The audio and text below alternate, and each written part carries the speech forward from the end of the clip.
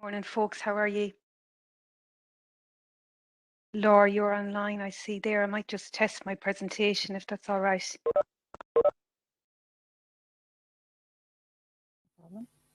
Bear with me, I'm just going to share it here. Thanks.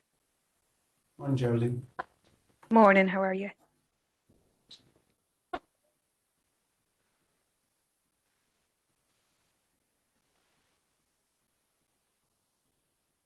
Just put it in full screen mode. You can see that okay? Yeah, see that. Yeah, it's not in full screen though, Geraldine. We can't see. Yes, I can see what's happening actually. Yeah, it's on the other screen. Bear with me 1 second. And we'll have your notes now.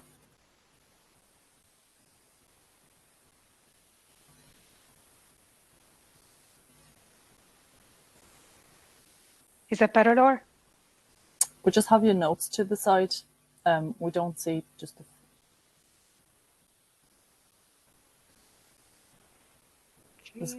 this column to the right with the next slide. If you can remove this, that just make the main presentation bigger.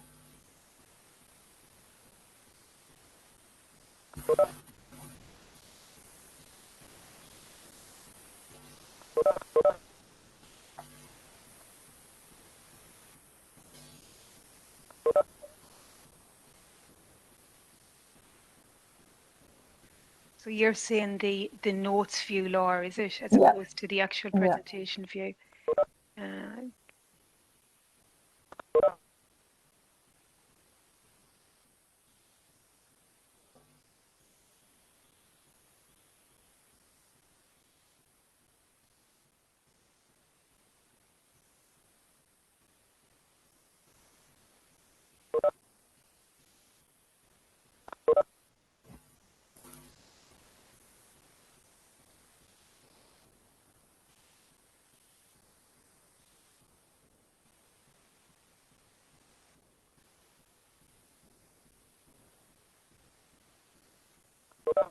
Can't seem to change it. That's fine. Now. Yeah, it is now. You have? Yeah. You can see that in full screen mode? Yeah, it's better. Okay, thanks folks, great. Okay, so I'll kick off, conscious of everybody's time. So first of all, I'll introduce myself. My name is Geraldine Crean and I joined the unit last September. I would have replaced Thurlock O'Brien, and one of my areas of responsibility is to oversee the Connected Hubs Fund, so the 2022 fund, and we're closing out the Connected Hubs 2021 fund. I've included Laura's name. Sophie is also on the call, and Stephen McCann, and Stephen has recently joined us. So we're a small unit, and different members will be liaising with yourselves over the course of, we'll say, the next give or take 12 months on the Connected Hubs 2022 fund. I've also included the Connected Hubs mailbox because that's the mailbox all queries should be directed to, and this is primarily for leave and so on. It's the Connected Hubs mailbox is always monitored regardless of leave, so it's the best mailbox to use. You're open to direct the query to either myself, Laura, Sophie, or Stephen, depending on the type of query. But just to, I would emphasise that do put the query to Connected Hubs to make sure we do answer it.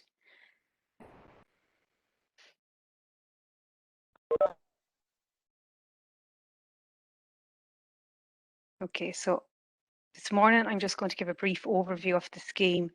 I suppose it's the second year of the call, so people are familiar with the objectives and so on, but I will give a brief overview. I look at the key timelines, the key changes, some of the issues that have come up in queries through the mailbox over the year, and even relatively recently. So matched funding has come in there, voluntary labour. And I'll also look at the Connected Hubs 2022 categories. There is some significant changes there compared to last year, but just to run through them. And I've also a slide included for the application appendices because they have changed, or they're in addition to this year's application process. And the reason they're added is to make it clearer in terms of the costs of the project and the breakdown of the cost. So as opposed to having it on an application form in Word format, we're including it in an Excel file, and that's the appendices package. But I'll run through that very quickly as well. So the presentation will take up maybe 10 minutes. And then the rest of the session is for any questions that you might have on the Connected Hubs 2022 scheme.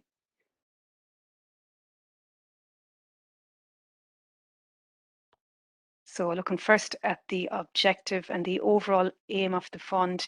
So the funding is for €5 million, and it's to develop and leverage the capacity and the quality of existing remote working facilities in BCPs, in hubs and BCPs, that is. And I suppose the background to that, or the logic behind this, is that with the return to the office, we'd expect the numbers, the occupancy numbers, to increase in our remote working facilities, and we want to ensure that we have the capacity to deal with the increase in the numbers. I've also included a note there on the point that the TNV and the RRDF are the funds that are most appropriate for the building of new hubs or the regeneration of vacant buildings. So them type of projects aren't appropriate for the Connected Hubs Fund, but TNV and RRDF would be appropriate to apply under for those type of projects. Then looking at the timelines, so you'd be aware that the call for funding proposals was announced by the Minister last Monday, the 21st of February. The expressions of interest closing date is this coming Friday. And for your own information, this was as of yesterday morning. Sophie was telling me that we are at just over 80 expressions of interest, which is quite high. We had expected lower numbers this year compared to last year. We had 118 successful applicants last year. I think it was in or around 150 applications. And this year at 80 expressions of interest, and that's prior to any reminders, we'd expect the application numbers to be quite significant this year. And I suppose the expression of interest, it allows us to plan resources. We're a very small team and there's a lot of work to be done on the call over the course of the give or take 10 to 12 months. So we would ask that if you are intending to apply, to submit that expression of interest. As I said there, the closing date is this coming Friday, and it will allow us to plan and be beneficial to you as an applicant for us to plan resources. Then the closing date for submitting applications is Monday the 4th of April. With queries on application appendices and so on needing to be submitted 1 week in advance of the deadline. And that's just to ensure that you receive a response on time to any queries that you might have.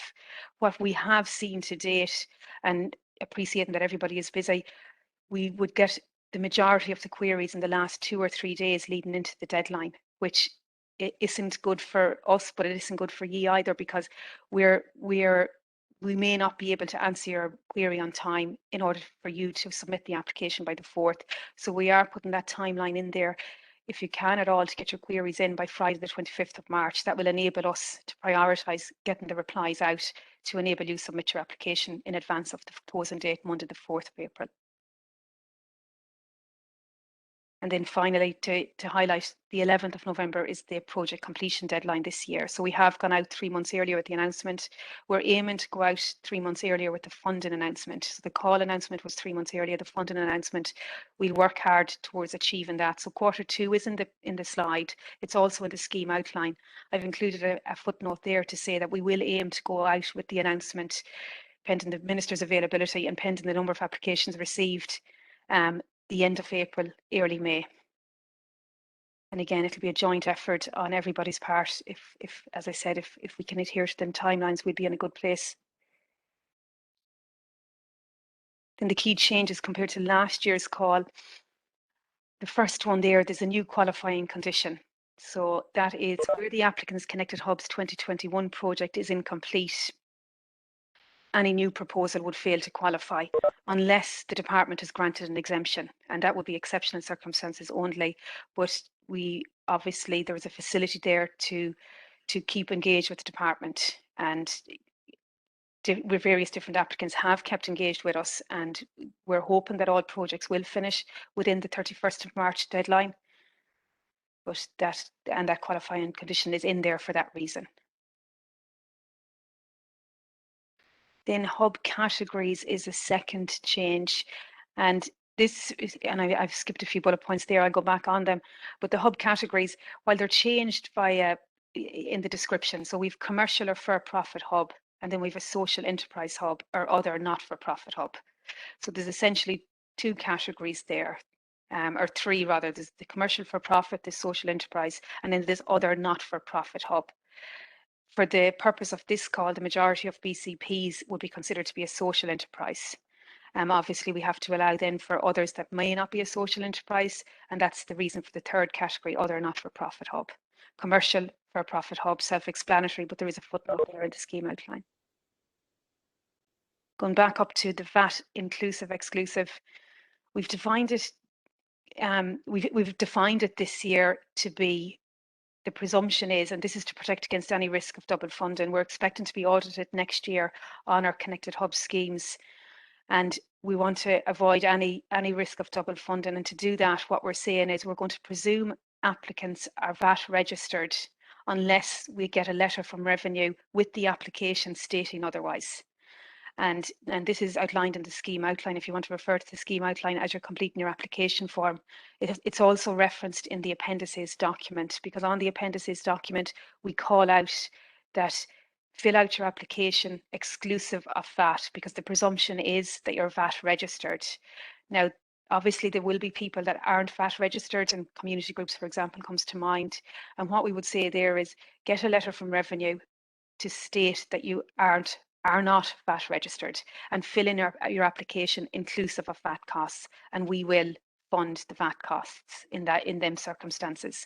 But we do need that letter from Revenue with your application, and we do need you to include your VAT costs on the application appendices, which is the appendices I referred to earlier where the costs are inputted.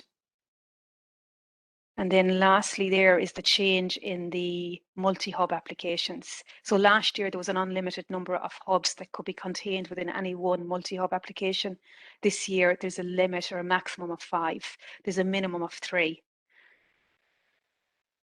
But just to note, you can submit more than one multi-hub application. Matched funding and cash contribution. So this is in section 8 of the scheme outline, because you may need to refer to it as you're filling out your application forms. But to summarise, in the case of commercial or for-profit hubs, and there's no change here compared to last year, match funding of 10% of the total project cost needs to be provided in the form of a cash contribution. And then in the case of a social enterprise hub or all other not-for-profit hubs, match funding of 10% is still required, but there's a minimum of a 5% cash contribution required. So the cash contribution is lower for the social enterprises or other not-for-profit hubs. And the third thing I've in there is the community dividend. Sorry, I'll just go back on the match funding and cash contribution. That fourth column, they're completed via Appendix B1 or B2, dependent on your hub type. So that's where you fill out your matched funding and your cash contributions. Then coming to the community dividend, and this was termed in-kind contribution last year, and it's basically where a community dividend to a value of 25% of the approved grant over 3 years is required for commercial or for-profit hubs. And now the scheme outline provides some examples of what this might be. It might be access to your hub by community groups, free access that is. And it does, the scheme outline also provides that, you know, relevant evidence needs to be recorded to demonstrate that. And it's only applicable to commercial or for-profit hubs. And we're looking for that information to be inputted on Form 1 or Form 2. It's nothing got to do with the project cost, only that the requirement is 25% of the approved grant. But other than that, it's not linked to your project costings. So it's required to be completed in the actual Word document application form. So either Form 1 for a single hub or Form 2 for a multi-hub. Sorry, Geraldine, can I just ask, is the difference between the 10% and the 5%, is that the voluntary labour? Is that what? No, the voluntary labour is actually a separate, sorry, and I who am I speaking to? Apologies. Tommy here, sorry, Tommy Maguire, Castellani. Okay, Tommy, yeah. If you just go back that one slide there, just, and you see there 10% of the TBC in match funding is minimum of 5% cash discount. What contribution, what's the other 5% made up of then? Well, it could be, for example, it could be funding from another source. So Okay. it could be, for example, local authority funding, but it needn't be the cash contribution from the hub itself. Okay, understand. That's fine. Okay, thanks, Tommy.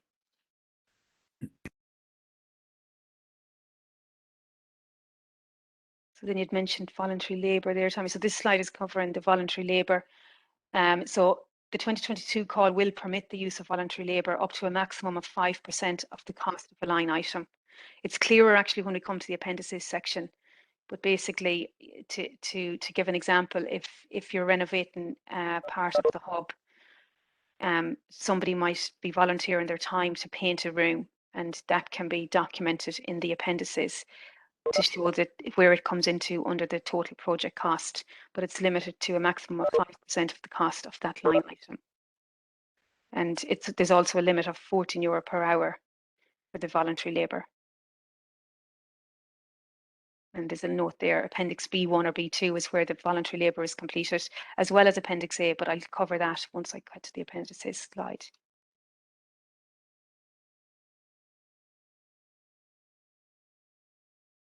So in the funding categories, and I've extracted this from the scheme outline as well, so it's page 12 of the scheme outline. There is some major changes compared to last year.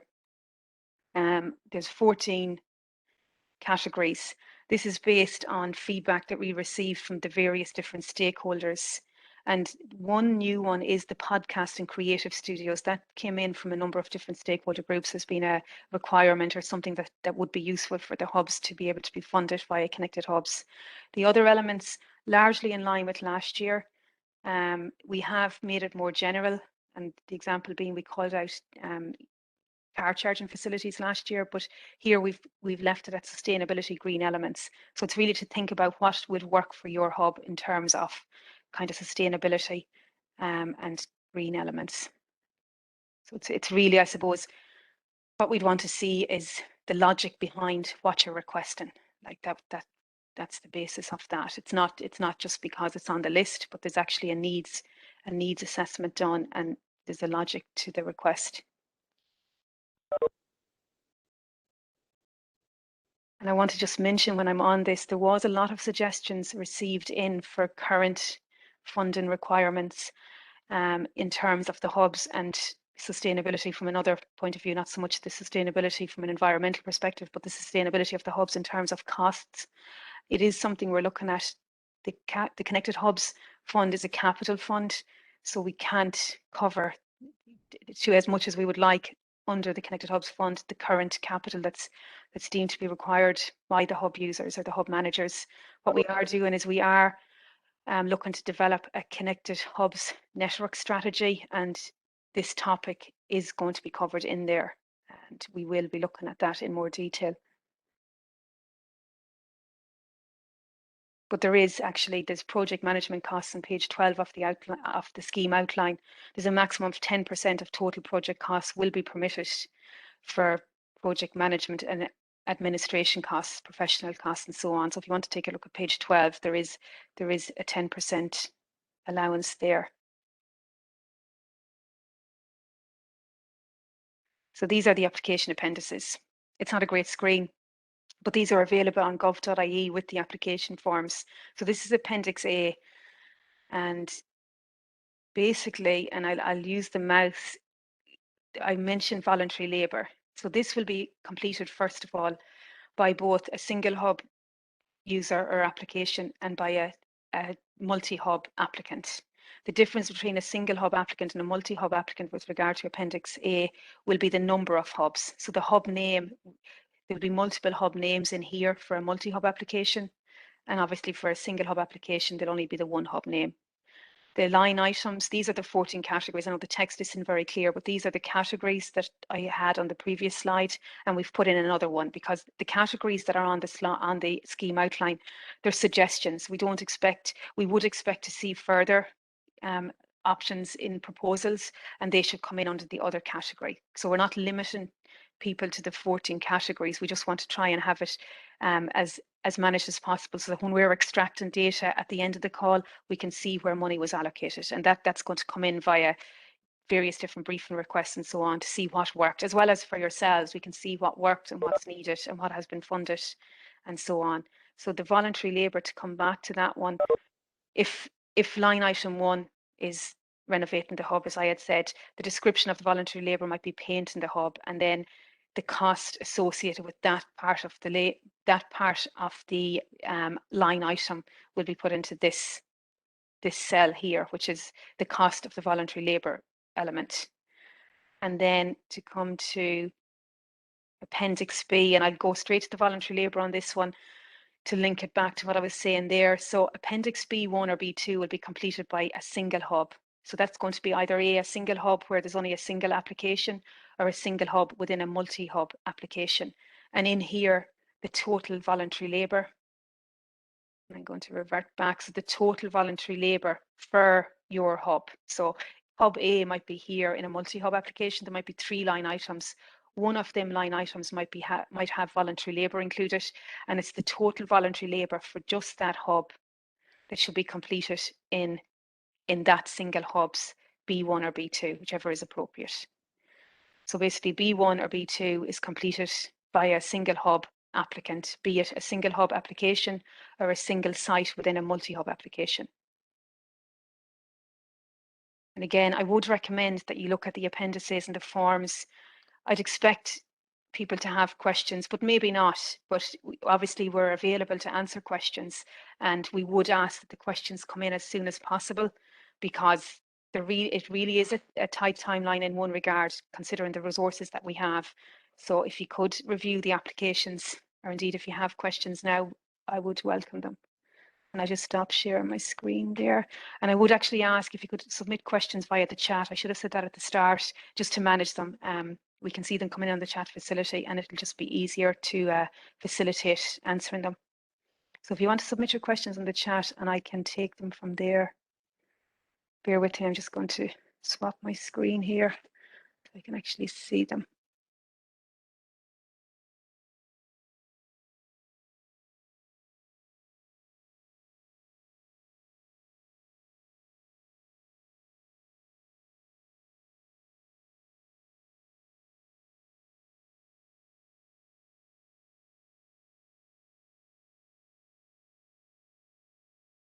Okay, so John has a question there. Is there any disadvantage to a hub making their own application? Would DRCD prefer a multi-hub application? Does a hub need to be on the My Connected Community list to qualify? Looking at the first one there, John, is there any disadvantage to a hub making their own application? No, there isn't. Applications can be made by a hub in their own right, or with a multi-hub application. We'd say, and this is in the scheme outline, that in order to achieve economies of scale where it's applicable, we'd see it appropriate that hubs group together, and that's the idea behind the multi-hub application. So would DRCD prefer a multi-hub application? Not necessarily. And again, the application form, you may have looked at it, but the questions like there, we want to see a kind of a business case. The first couple of questions kind of highlight the addition the application is making to the national hub network. And that's the core objective, I suppose. So the application, once it can stand on its own merit, we don't have a preference. But again, the economies of scale, that's where the multi-hub application form comes in. Does a hub need to be on the My Connected Community list to qualify? No, it doesn't. So that's the BCP website. So no, it doesn't need to be on My Connected Communities to qualify. Maria Staunton, if a hub has received funding last year, are they allowed to apply again this year? I assume it's the same funding scheme. Yes, Maria, they can apply this year. There is a question on the form asking if they have previously applied. It's kind of for administration from our side, but to answer your question, yes, you can apply. And then Liam, do you want to take the mic there if you want to speak about the Expo event that's on the 11th of March? Hey, just 1 second. I just want to get a bit of slightly. Can you hear me okay? I can hear you fine, yeah. Yeah. We're having Hubs Expo on Friday week, 11th of March. Anybody who's a member of the Connected Hubs network, come along, and we'll have suppliers like people who provide the various products, etc., that people will be buying for these if they get the money in the fund. We'll be there on the day. They're all have breakout rooms. You can move from breakout room to breakout room to see what they're offering, get an idea of price, put some queries to them, and even if you don't apply for the fund, you're welcome to come to this expo as well. So it's just to bring together providers and suppliers who cater to the hub sector. And if you're not on our mailing list already, email me at liamhoran@wdc.ie and just request to be put on the mailing list, and I'll put you on. There's no charge, nothing like that. It's just to come along and maybe meet some. And we'll be circulating the list of exhibitors beforehand as well, so you can see who'll be there on the day. Okay, thanks, Geraldine. Thanks, Liam.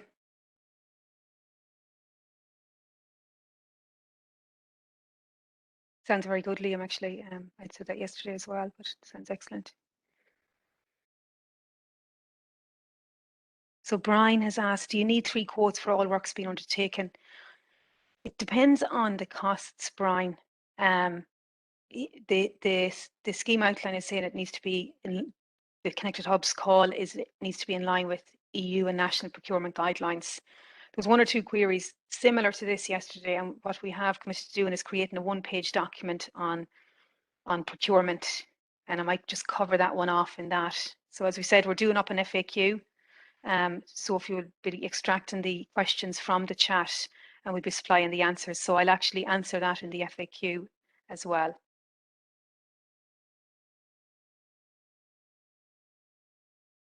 How many quotes are needed to apply for funding? And again, similar answer. So we'll get that answered in the FAQ and the 1-pager.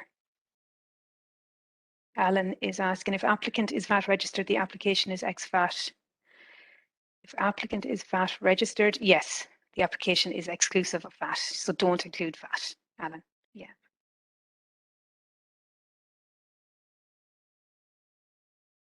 And another question on quotes, Tig O'Shea. Tig, we'll answer that in the FAQs. There was a number of questions on the procurement side. Thank you. No problem. If a hub, so this is Oliver, if a hub didn't receive funding last year, can we get clarity on where we need to improve our scoring? So this is where you're unsuccessful, Oliver. Yeah, we can submit, we can issue feedback, Oliver. So if you want to get in touch through Connected Hubs, that's no problem. Feedback on unsuccessful applications can be issued. Tommy is asking, we wish to get the eNet connection into the building. There is no option here for 3 quotes. Also, can we factor in annual service charges? Is this something that can be funded? Come back to you on that, Tommy. It's very specific. I'm not familiar with the eNet connection, but I will come back to you on that.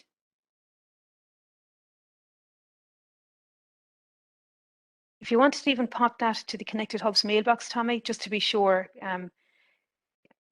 we then have your email address, is what I'm thinking, just to be maybe sure it's followed up on. just to clarify, it's that it's fiber optic cable that runs past the building, but it's provided by eNet Open Access Networks, and then to get it into our building, they would have to dig up a track and bring it into the building. So but it's their cable and it's there, so there's no option for getting other suppliers. That's really where I'm coming from. But yeah, I put it into, where do you want me to put it in? Sorry, Geraldine. Connected Hubs at drcd.gov.ie. Right. Okay, that's fine. Thanks, Thank Tommy. you. Owen Costello. Hi, Geraldine. Thanks for your presentation. No problem, Owen. My question is from a strategy perspective. Is there a weighting framework within the fund? One, to support hubs contending with a market failure in the sense of rural areas. We're trying via our Rural Future to encourage people to move out of cities. Or are city centre-based hubs on an equal footing as rural hubs? I'd say it's an equal footing. All hubs are eligible to apply, and each application will be judged on its own merit. But again, it comes down to the application and your individual application. So yeah, there isn't a weighting given. It's and you'd have seen this possibly in the scheme outline, but it's the allocation is divided across the region, so it's fairly dispersed. So we would be dividing the funding out on a regional basis on a specific allocation. Sorry, I'm after losing your question there, so I don't have your name. Owen. Thanks, Geraldine. Yeah, I suppose, is that kind of allocation or is it available? Can we publicly see the regional? I suppose where I'm coming from, Geraldine, is just that you know, we want to encourage, you know, more rural hubs, And, you know, is there a positive weighting towards hubs in rural areas? Not over any other locations, Owen. Okay. Not over any other locations.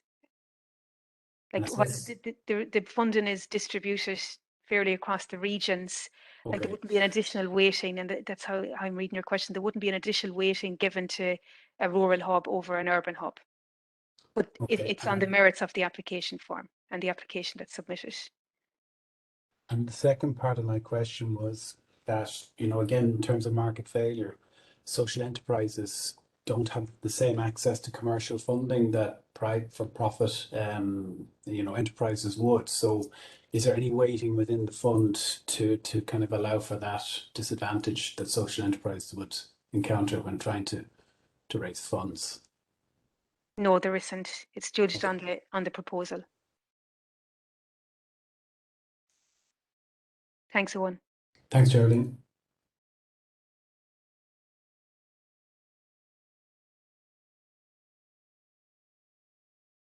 David, the application asks for project start dates, but this may not be easily stated as we have no idea when funding is confirmed. Okay, I see what you're saying, David. Yeah, like we'd expect it to be Q2, early in Q2. So it would be an indicative, I suppose, start date and an indicative completion date.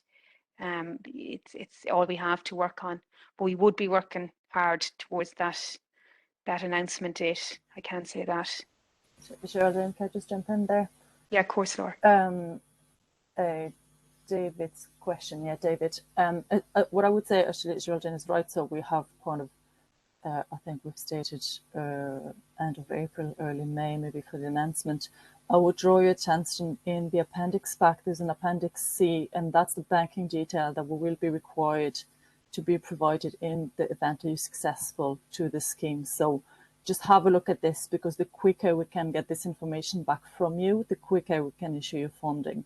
So if we work together, like, we should be able to issue your funding like within, like, I'm not going to put a timeline on it, but literally within a couple of weeks of you being announced successful. So just have a look at these appendices. It's not necessary to send it back. I don't need your information, your banking information back straight away, but just be aware that you will be required to send that back. So the quicker we can get this information back, the quicker we can issue your funding. Can we work out starting now, if you're working on a particular project, say like construction of disability access, can that does the work have to start after a certain date, or can the work be underway, say like getting a site ready or getting a place ready? Are you saying in advance of the funding being announced, Pádraig, is it? In advance of the funding being announced, right? Let me come back to you on that, Pádraig. Yeah, is that okay? Yeah, that's fine. If you wouldn't mind sending it in through the Connected Hubs mailbox, or even if you wanted to pop it on the chat, and Laura or Sophie, apologies, will pick it up. Yeah. Yeah. Thanks, Pádraig. We weren't funded last year, and the work needs to be, you know, obviously the work would go on. Ideally, it would be funded, but these are making sure that the place is accessible. You know, so, and that's fine. Yeah. That's fine. Yes. Okay. No, it's a good question, and it's relevant. Other people will want to know as well, so it's a good question. Yeah. Thanks, Pádraig. Then Ballygluin Station BCP, I would like to gain information on a door key card system to ensure its compatibility with the booking system. That would be a good one for the FAQ. I can answer it in the FAQ. I might speak to our colleagues in WDC on that in terms of if it's compatible maybe with the Connected Hubs network, if that's the plan, but we'll answer it in the FAQ just to make sure we're giving the correct answer. If you want to send that question to us as well, Geraldine, too, there's a number of systems that we recommend without any sort of one over the other, but there are a number of systems we recommend. So if somebody wants to email that to me, email that to me at liamhorde@wdc.ie. Perfect. Yeah, we will, Liam. That'll be great, Liam. Thanks very much. Okay, so I'm coming to the second part of your question, Owen. I think we've answered that. Yeah, that's fine. Thank you. Yeah, no problem. Thanks, Chair. C. Kelly then is, given the Rural Development Investment Programme's Town and Village Renewal Scheme includes the Connected Hubs call, are city-based hubs entitled to apply for this funding? Yes, they are. Then Owen, in that social enterprise run hubs are not on the equal footing to private sector. I think I've answered that one, Owen, but come back to me if I haven't.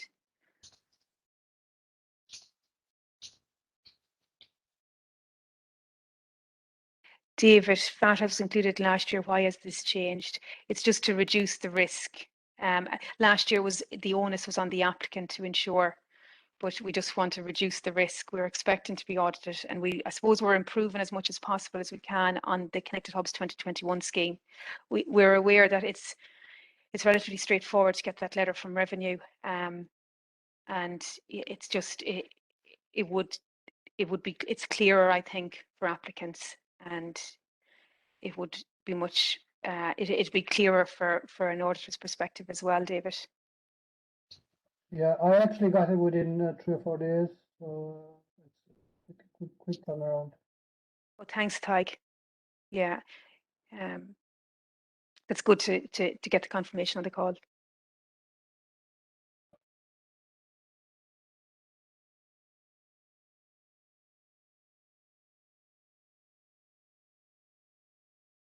And Sophie has popped the Connected Hubs email address in there if anybody needs it. Katrina, thanks for that.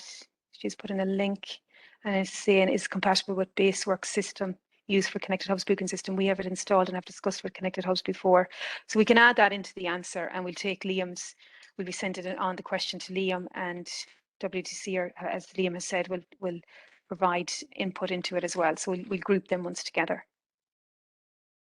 Question for yourself, Liam. Is there any chance we could have someone with us on the 11th to advise on electric car charging points? We have applied for this, but could do with more advice. Thanks in advance, Liam. So that's coming in from, sorry, I didn't get the... Okay, so yeah, if anybody here knows anybody who did provide car charging points last year, let us know as well. The way we're building the database is by recommendations from people who have used providers previously. So I do know where there are 1 or 2, and I can find out. But if you know anybody that provided them, let us know as well. We let them know about the expo. But I go out my way to get one as well. Okay, thanks. Thanks, Liam. Pamela Carthy, when do you think you will have the information available regarding quotes? Having completed grant applications in the past, it's almost impossible now to get 3 quotes, particularly if it's building work. Just to clarify, our professional fees covered? Yeah, so professional fees, there's the 10% cap, but professional fees are covered. So 10%, and that's in the scheme outline if you want to refer to that, but they are covered, Pamela. We will aim to get the procurement document out ASAP. I'll put a priority on it, Pamela. I'm conscious that the deadline will fast approach and you need the information.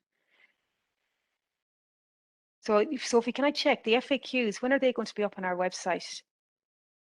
Probably early next week. Early next week. Okay, so we'll try and get it in line with that. So certainly next week, and as early as possible next week, Pamela. Is there signage on? Is there, Tig O'Shea? Thanks for the question, Tig. Is there guidance on signage details templates? We will have guidance on signage details and templates. A number of queries have been received from Connected Hubs 2021 applicants on this, and we have talked to our comms unit. We've got the experience of our WDC colleagues as well, and basically we have a template there of what would work best, and we might send an email on that out in line with when the FAQs will issue, because it's appropriate for the 2021 applicants to have visibility on that, but also obviously the 2022 applicants. So I know there was a general sentence on signage requirements, but we've defined that down, and we'll get an email correspondence issued to you on that. So thanks for the question. It's relevant to highlight. Sorry, Laura, are you coming in there? Yeah, I was just going to say, if you're asking because you had a project completed last year, I have a template I can send you. So if you just pop me an email and Connected Hub, I can send you a template to be installed. And for 2022 scheme, as Geraldine said, will be a bit more clear, and there will also be template as to what you can push. Well, thank you. in We can wait, yeah, we can wait. Okay, then. Thanks, Laura. Porrick is asking, can work that will commence prior to the funding being announced be part of the application? This refers to, so Porrick, I think you'd asked that. Okay, so we'll follow up on that and come back to you. Thanks for adding to the chat. I had asked that. Apologies. Just put in the chat there, just because you asked us to put it in there. Yeah. Yeah, thanks, Porrick. Yeah, Thank you. just realised that. Thanks. Liam's email address is in there for people as well. David is asking, check with Stefano and the Edge Hub Tala. They got them. Okay, so that's for everybody's information there. Electric charges. David was referring to there. Sorry, I'm scrolling down through the chat. Last year and we had no success. Oliver, we requested feedback last year and had no success. We'll follow up on that, Oliver. That's no problem. We can follow up on that. That's the end of the questions there. But if we're on good time, 20 to 12. So if anybody had any questions, please feel free to ask. Geraldine, if I can just jump in while the last few questions come in. I mentioned it yesterday, so I think it's fitting that I mentioned it today as well. There was a question on it, but even if there isn't today, people should know. And it's just in relation to people that were successful last year and got the full funding awarded at the end of last year. So you were asked if your project would be completed by the end of the year, which you confirmed, so we could send you your funding. Now, in order to close officially your project, you'll be soon receiving a very short completion report to be completed and to be sent back to the department, and that's really to declare and to officialise the fact that yes, your project has indeed completed, and it's kind of just to close off 2021. So I am very aware that people are concentrating on the 2022 application, but in order for us to close officially 2021, and that's for the people that got the full amount, we will need to receive this report back. So I'm trying to make it as easy and straightforward as possible because I'm very aware of the time and that people are trying to concentrate on the new application. But I just want you to be aware that this is going to come your way as well, and that will have to be sent back to the department quite quickly. Sorry, can I ask a question? Apologies now for interrupting, but it's Mary McGettigan here from Donegal Town. It's a small hub. Do we just need to email and just say we are expressing our interest, or is there an actual form? Because I can't see a form. No, it's basically a one-liner email, Mary. That's all we require. That's grand. That's all I wanted to know. Thanks. Just put EOI in the subject line. Yeah. And it's really just to have a count of people that are going to be applying. Perfect. And we would be under the smaller section, the form 1, I'm assuming, because it's the smaller hub, one single hub. One single hub, it's form 1 if it's one single hub. Perfect. Yeah. Sorry. Okay. Thanks a million. No problem. Thanks, Mary. Good.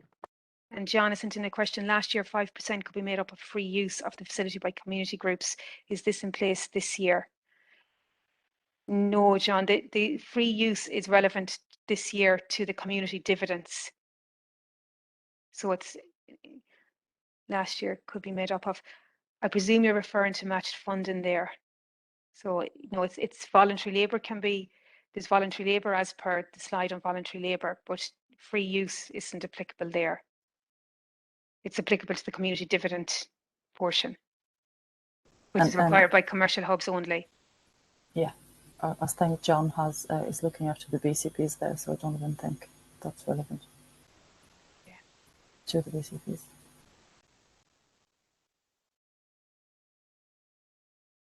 I think I'm at the end of the questions.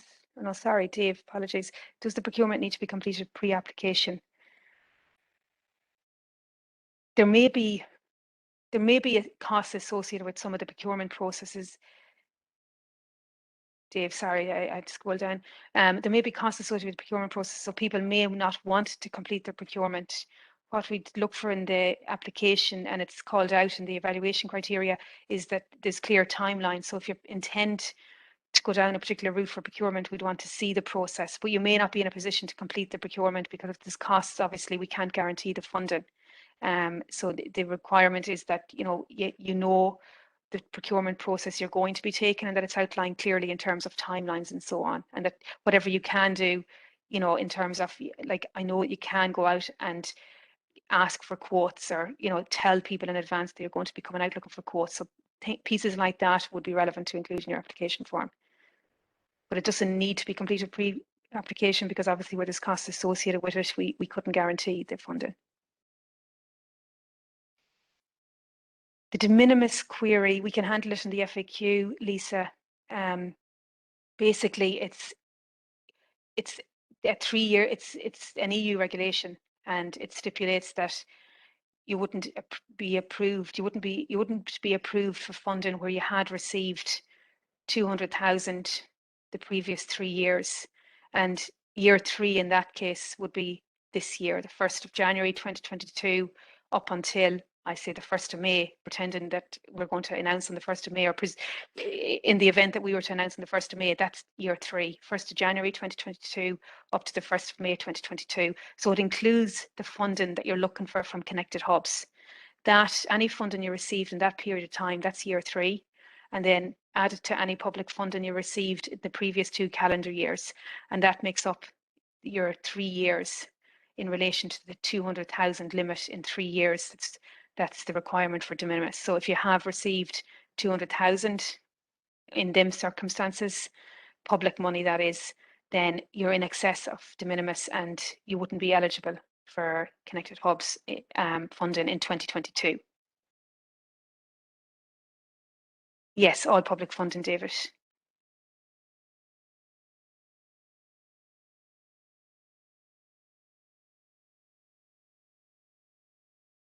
Sorry, Geraldine, it's all state aid funding, isn't it? All state aid funding, yeah. Sorry, yes, correct. All state aid funding. So not all public funding is necessarily governed by de minimis. So apologies, thanks for pointing that out. All state aid public funding.